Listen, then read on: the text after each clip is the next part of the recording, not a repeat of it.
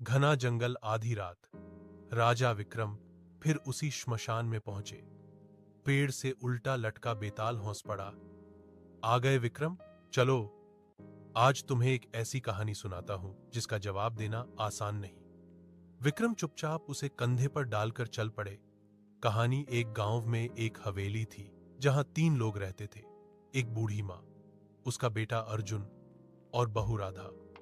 एक रात ठीक 12 बजे घर की छत पर कदमों की आवाज आई। थक थक थक। अर्जुन उठा, छत पर गया। वहां कोई नहीं था। अगली रात फिर वही आवाज। तीसरी रात जब अर्जुन छत पर पहुंचा, उसे अपनी ही परछाई दीवार पर खड़ी दिखी। लेकिन अजीब बात यह थी, चांद दूसरी दिशा में था। परछाई ने उसकी तरफ देखा और मुस्कुरा दी। अर्जुन डरकर नीचे भागा। सुबह तक वो बुखार में तपने लगा।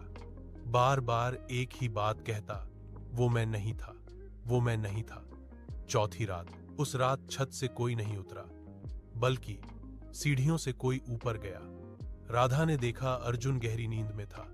तो ऊपर कौन गया?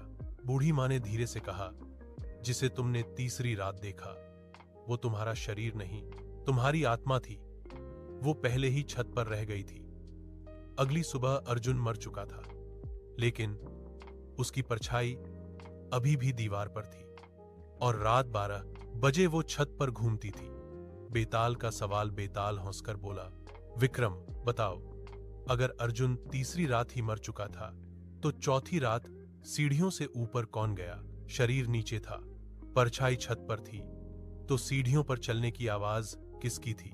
अगर जानते हुए भी तुमने जवाब नहीं दिया तो तुम्हारा सिर फट जाएगा। विक्रम का उत्तर। विक्रम शांत स्वर में बोले, हे बेताल, अर्जुन तीसरी रात आत्मा और शरीर के बीच फंस गया था। छत पर उसकी आत्मा थी, कमरे में उसका शरीर।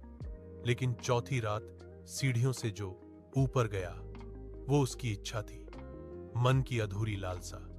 इंसान जब अचानक